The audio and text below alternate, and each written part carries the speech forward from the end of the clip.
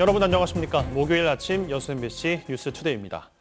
오는 4월부터 10월까지 독일에서 150년 전통의 정원 박람회가 열립니다.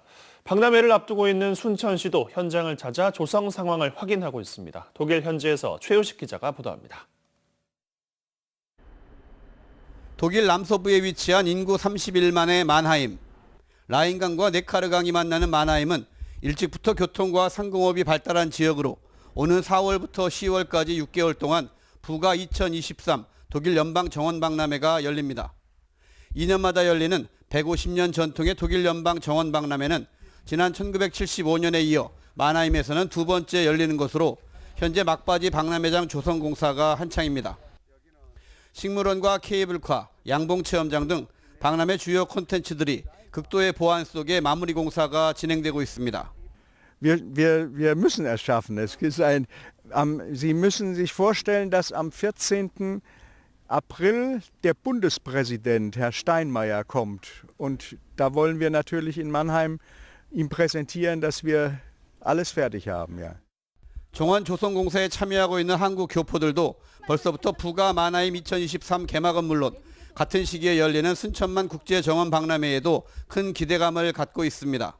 꽃차 소믈리에라든지 한방 꽃차를 소개하는 게 어떻겠냐. 그래서 부스를 하나 해가지고 순천에도 이번에 갔더니 그런 것들이 있더라고요. 함께 그런 코너를 마련하고. 순천시와 정원박람회 조직위원회는 오는 4월 정원박람회 개막을 앞두고 유사한 행사를 준비 중인 이곳 독일 만하임을 방문했습니다. 순천시와 조직위는 부가 2023의 전시 계획과 4가지 테마, 대규모 업사이클링 구상, 그리고 기후와 환경에 대한 접근 방식 등을 세심하게 살폈습니다. 우리보다는 훨씬 더 긴 시간을 준비하고 그렇기 때문에 비용은 많이 들어가지만 수십 년 동안 손을 대지 않더라도 시민들 아주 훌륭한 정원 공간으로 제공될 수 있다는 것들은 앞으로 우리에게 시사점이 많은 것 같습니다.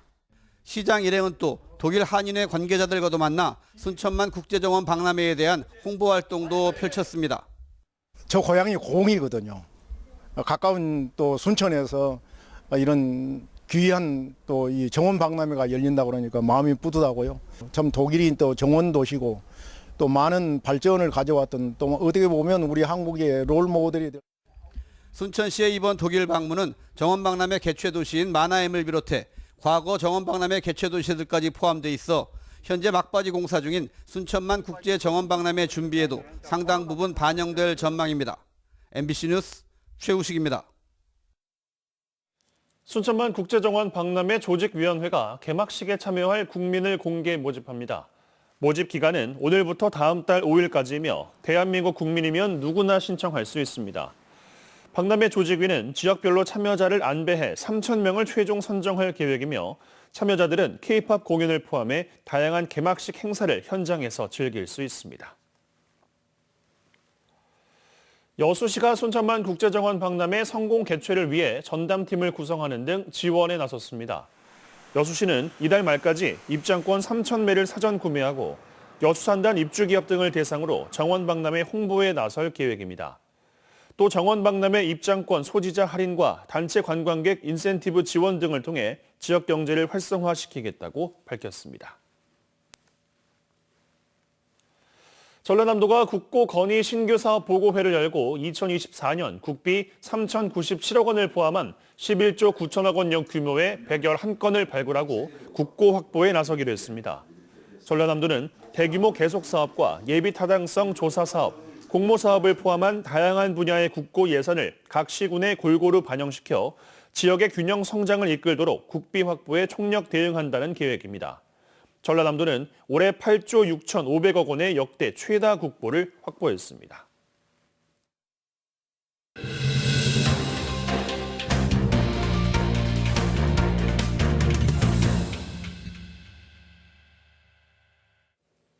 네, 농어촌마다 인구가 줄고 있습니다. 그런 가운데 전체 세대의 3분의 1이 귀농 귀촌인으로 구성된 마을이 있습니다.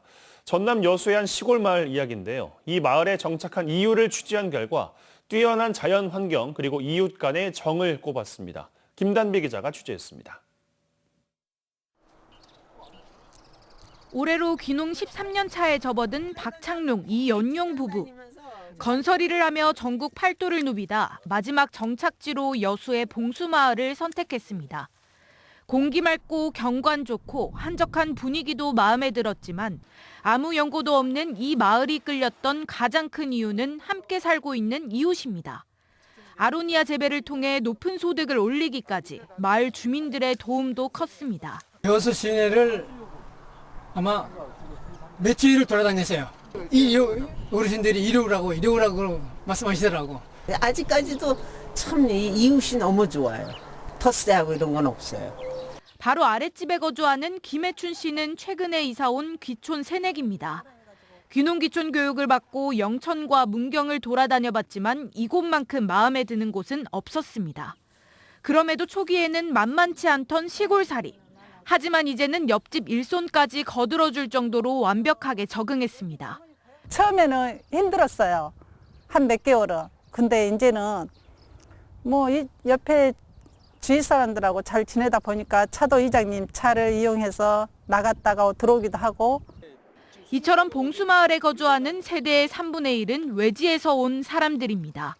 전체 90세대 가운데 32세대가 귀농귀촌을 한 겁니다. 다시 도시로 돌아가는 역귀농은 단 한 사례도 없었습니다.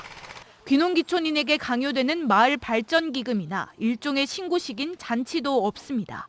사소한 일로 이렇게 민원이 야기되고 그런 적은 없습니다. 현재까지는. 마을 발전 기금이 다른 마을은 어쩐지는 모르겠는데 저희 마을은 이렇게 강제성을 가지고 하는 건 아니고. 여수시 돌산읍에 위치한 작은 시골 마을 봉수리.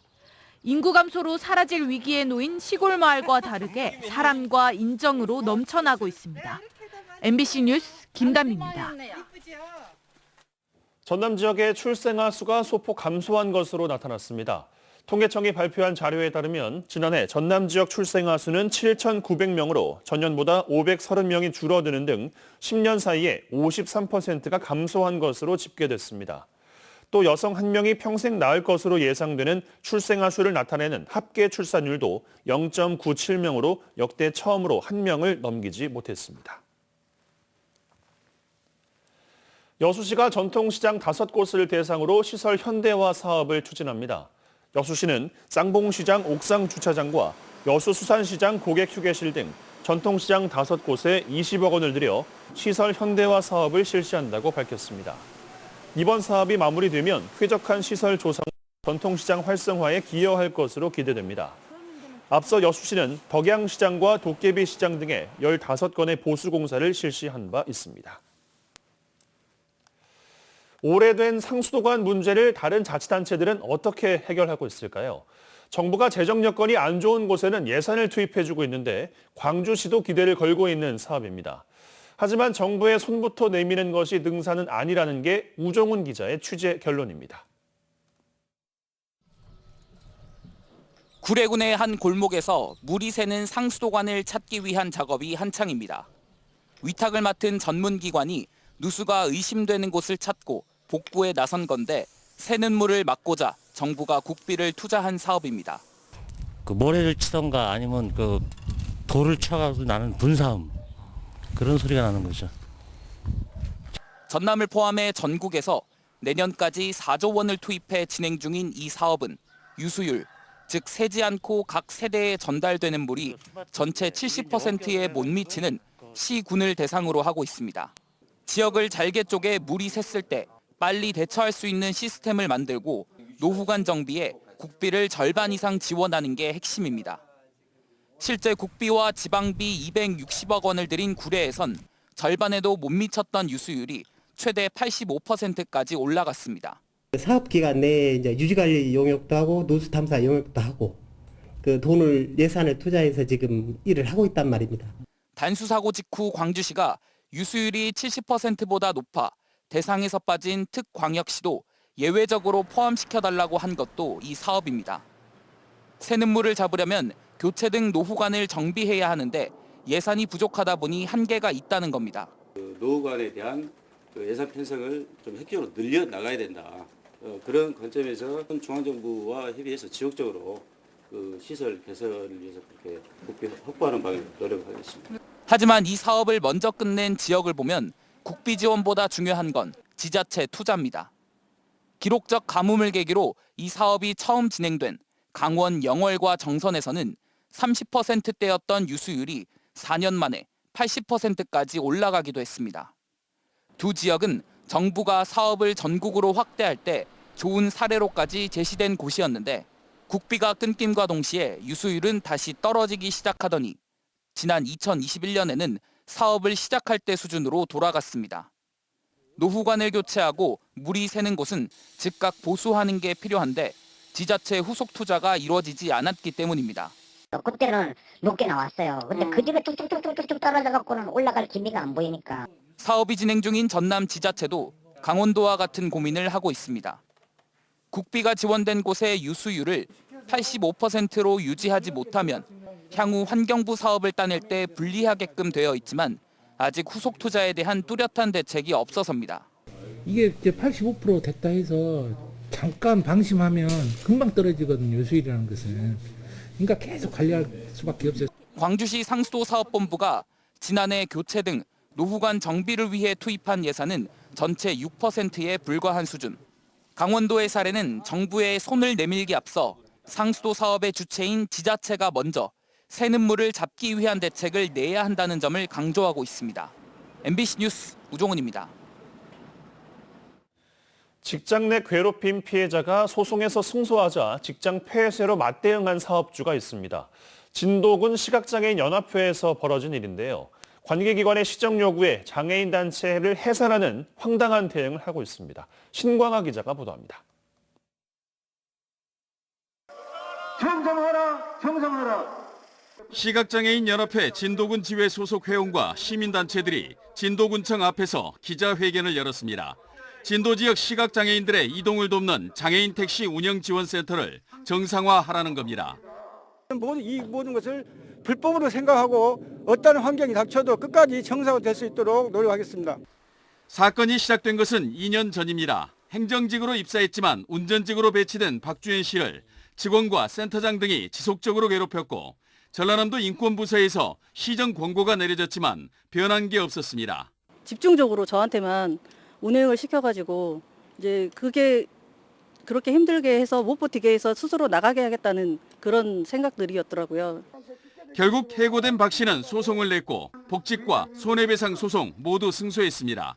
하지만 센터장은 배상을 거부하고 직장 폐쇄로 맞섰고 운영기관인 시각장애인 연합회 지회를 해산하는 방법으로 행정명령을 거부하고 있습니다.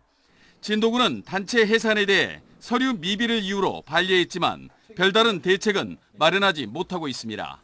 그 같은 경우에는 우리가 개입할 수 없기 때문에 전라남도 지부에다가 이러이러한 일이 있으니까 좀 협조 좀 해달라 그러고 저희가 공문 발송을 한 적이 있습니다. 한국공인노무사회는 진도군 시각장애인 연합회 사례는 행정사가 잘못된 대응을 조언하면서 발생했고 노동당국이 개입할 수 없는 5인 미만 사업장의 구조적인 문제라며 국회에 법 개정을 촉구하기로 했습니다. MBC 뉴스 신광하입니다. 전라남도 동북권 통합청사 준공을 앞두고 도의회가 부서 이전에 대한 의견 수렴에 들어갔습니다. 도의회 기획행정위원회는 어제 동부지역본부 직원들과 간담회를 갖고 근무 여건과 청사 이전, 복리 후생에 대한 의견을 청취했습니다. 이 자리에서 참석자들은 조속한 조직 개편과 순환 근무제 도입, 이주비 지원 등을 건의했습니다. 순천시가 노동정책 시행 계획을 수립해 추진에 나섰습니다. 이번에 추진되는 사업은 노동권익보호위원회 설치와 이주 노동자 지원 기능 강화, 노동정책 인력 확충 등 9개 세부 과제로 지역 노동자의 기본권 향상과 노동환경 개선을 위해 마련됐습니다. 순천시는 지난 17일 노동계와 시민단체, 전문가 등으로 구성된 노동권익보호위원회 심의를 통해 올해 추진할 사업을 확정했습니다.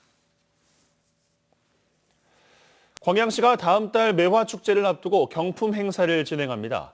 광양시는 1등에는 500만 원, 2등에는 300만 원 상당의 황금 매화를 증정하고 상품권과 태블릿 PC 등도 경품으로 준비했습니다.